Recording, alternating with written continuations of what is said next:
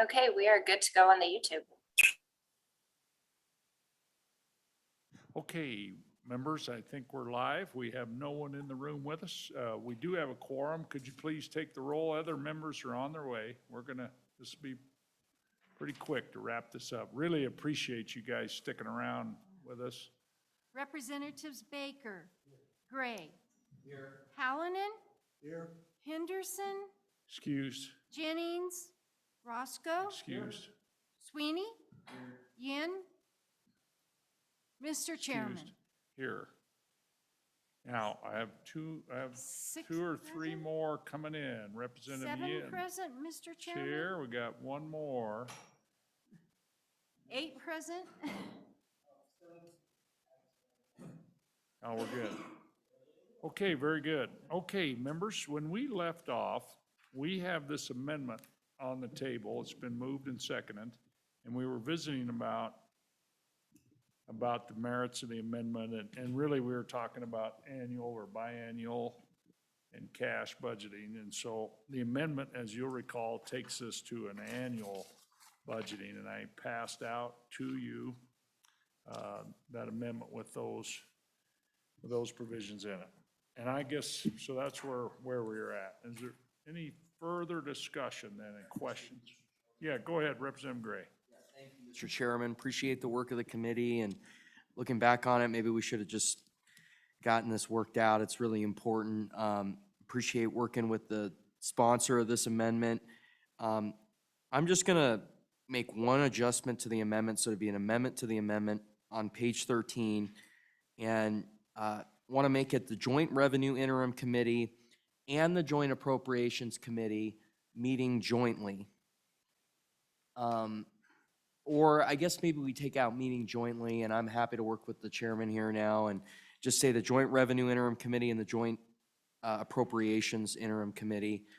I just think we should both be involved in this. I think we can, I was talking with Senator Hicks a little bit, and he agreed. The gravity of this is so important. It's so important that I think we should just have both committees meet jointly once and review this, and we can do some separate work maybe a couple other times, but I think we should just have both of them.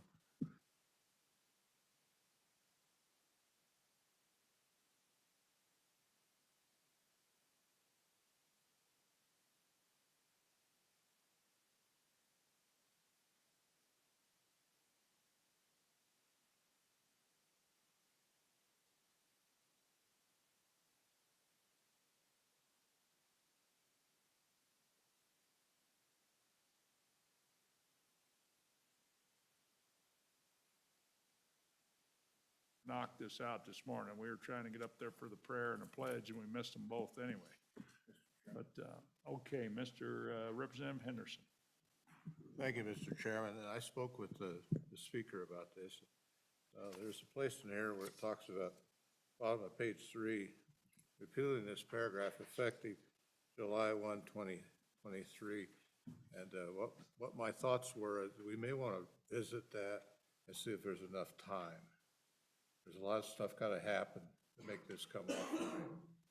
So I just wanted to mention that for consideration right here. Okay. Any proposal to that, or? Well, I would extend it to 2024, and then that allows a little more time before this current structure is repealed. I think that works. Okay. Representative Jennings? I just have a question. Do we risk our window of opportunity here with all the federal money and stuff like that by kicking it out another year? I think this just deletes the current budget development language. The new language will still be in effect, and there's going to be this transition piece. And I think if we put that to 24, there's no harm, as I see that, and if we need to correct that next year, we can correct it, I'm sure there'll be probably further legislation with this, is my thought on it. I don't think it does any harm. Any other? Okay, so that's an amendment to the amendment. Is it seconded? Second by Representative Sweeney. Go ahead, Representative Sweeney. What does that affect in the rest of the bill? In my opinion, it doesn't affect anything, because that's just the repealer on the current, on that current page 2 and 3. Just repeals how the budgets are developed by the executive.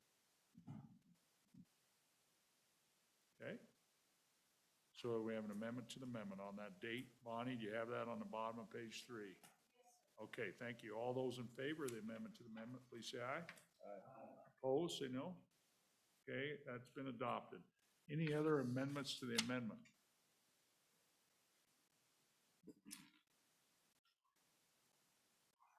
Okay, question, Mr. okay, go ahead, Representative Sweeney. So, I mean, this is, in my mind, a very fundamental shift that we're making in budgeting, in movement, and this all seems pretty quick to me. I mean, I would have loved to have had an interim where we could look at this, but,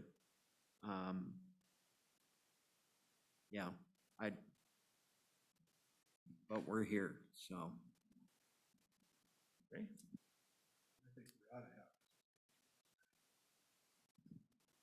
Mr. Chairman? How about we dispense with the Yeah, we have an amendment amendment, yeah. first? The amendment, and then we can have comments on the bill. So the amendment then is to move this from biennial to annual. Any further discussion on this amendment? Okay, all those in favor of the amendment, please say aye. Aye. Opposed? Okay, that's been adopted. Okay, now we're back on the bill. Are there further amendments? And then we'll go to comments before the vote, if there's other further amendments or comments. No amendments? Okay, we'll go to comments. Representative Gray? Thank you, Mr. Chairman. I really asked the committee to move this forward. This basically sets about a study. I mean, that's basically what this does. It does change a statutory framework, it creates a statutory framework, but it doesn't fully change it until 2024, and some of the changes are 2023. So we're gonna have at least one session and two on many of the provisions where we can go back. And then it says that we're gonna study this, but it gets the process moving. And I just want to ask you, I mean, I think this is on the level of the Permanent Wyoming Mineral Trust Fund, some of the big changes in our state. And I know we've got like, what, 15 people in here right now, but this could be monumental, not only for our state, but for our country, for a state to move to a cash-based budget and to budget off their cash. And it's particularly important here in Wyoming. It's historic, but I ask you to not just vote aye because of that. It's important for our state, and we need to have this conversation. The last time we had the influx in the first decade of the 2000s, the conversation didn't happen. And I think why the speaker is so passionate about this is because he came on the tail end of that, and the opportunity was just barely missed when he got here.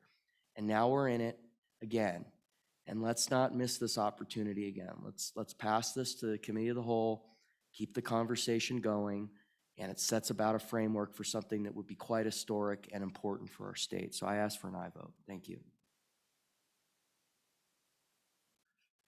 Thank you, Mr. Chairman. I just have a lot of questions, and I think that we will get to look at this again for a long time, I think. So I did ask a question this morning about how many other states do this, and the answer was no other state does this, but I didn't hear why. And we haven't really studied why no other state does this. I did talk with Representative Overmuller about some of this stuff, who I respect greatly on these kind of things. And he had some questions as well. Let's see, I had another question.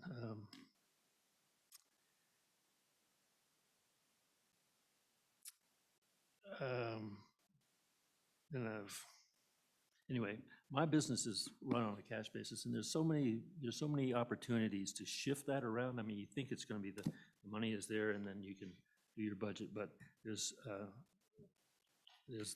all sorts of ways to wait for the money and then bring the money in. You guys probably understand that too in a business sense. And so I don't think it's gonna be as smooth as we might think. That's it, Mr. Chairman, thank you. Well, I'd really like to encourage the committee to do this. I mean, in my 8 years, this has been an idea out there a number of times, so it's not just a brand-new idea. In fact, I think Speaker Barlow's brought this 2 or 3 times in that 8-year time frame. Is that right, Chairman? Just one that I recall. Okay. Yeah. And I think you look at this, the opportunity that we're in right now, I think we owe it to the body to move it forward, to at least look at this. We're not gonna solve every little thing to it, but you know what, we're here to solve problems. We're here to look at opportunities, and I'd hate to think that we did not put that before the body to look at those. I look at our good chairman that's been in appropriations for years, and his name's on here, and the speaker, and I think this is an opportunity that we ought to be looking at and not making this total decision on our own in this place right now. We ought to put this before the body, let them examine this. This is a very important opportunity for our state. So I'd urge an aye. Go ahead.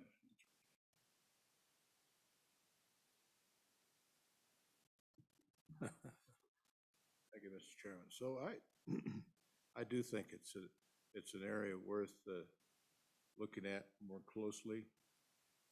Areas that I think we need to do some deeper dive into is we have a lot of agencies, right? In order to be on a cash budget, you have to have cash flow.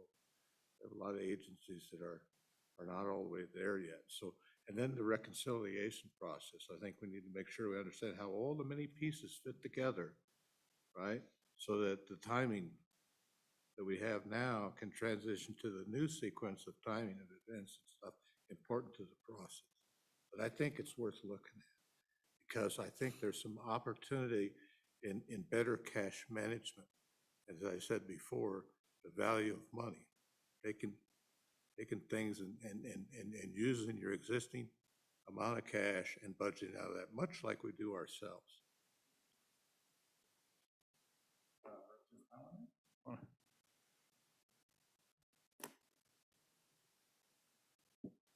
Well, I have to agree that this is an opportunity. At the same time, I don't think that it was going to disappear if we were to do this an interim study. I think it would be better that we would have the opportunity to discuss this more before we decide on it. I think that we need to get some experts outside of this group to give us some opinions on it. I think we need to hear from the agencies to see what they think. So I would suggest that we delay this until the interim, and then we can take our action at that point. That's what I think. Representative Sweeney? One of my problems, and I guess it's the fear of the unknown, but in conversation this morning, you know, in listening to some of the floor debate and, you know, in Representative Gray's comments and thought process, trying to figure this out, one of the things that I'm truly worried about is trying to hang on to LISRA dollars in order to build the dollars we need, and then not being able to utilize those dollars because we're so focused on getting to the right number in LISRA that all of a sudden, we don't want to do anything with schools out of there. We don't want to do any backstop. Department of Health, I really have a lot of concerns. You know, we can see how much money we've tried to put back in to the budget for Department of Health and in different areas, developmental disabilities, senior, whatever. But so that's my concern, and I guess I would feel as Doc Hallinan also said, I would feel better, but if it's the will of the body to get this moved out, and I would rather see it pushed to the interim also, but that's my thoughts.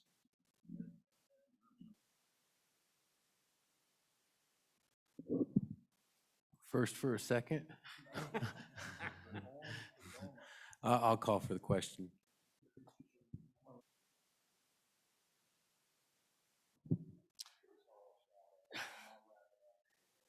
Appreciate it, Mr. Chairman. Thank you. Yeah, so, I'm not quite sure how I feel about it, to be honest. I do think it is worth the floor discussion, though. So I am willing to move it to the floor, but I think this is one where we should be very careful. And we should make sure that we deliberate a lot on it.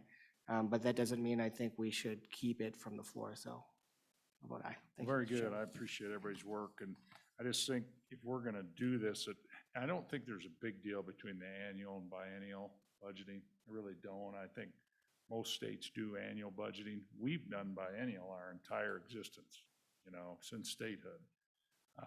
We used to only meet every other year until 1974.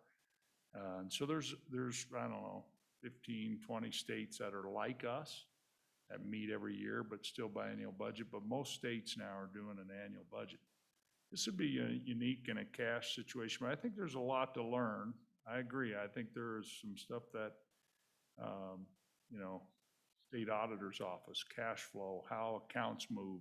That stuff has been worked out over decades and decades. And so it's not going to be non-trivial. I mean, it's going to be a significant piece to this. So, but I do think just the annual piece is the only way if we want to move to cash budgeting.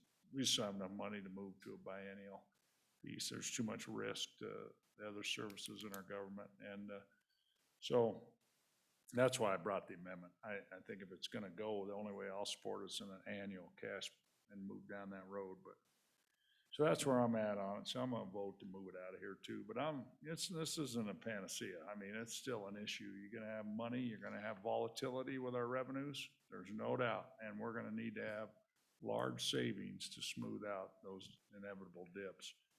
And what is the first, second, or third most volatile revenue streams in the country with us, North Dakota and Alaska. And it is what it is. So we just got to plan for it. So that's my closing. Okay, I think we're ready to vote on this thing. Everybody's itching to get. So can you, Bonnie, again, appreciate you sticking with us and you guys, and thank you, and please call the roll. Representatives Baker, Gray, Hallinan, Henderson, Jennings, Roscoe, Sweeney, Yin. Mr. Chairman, we have 6 ayes, 3 noes, the noes being Representatives Hallinan, Roscoe, and Sweeney.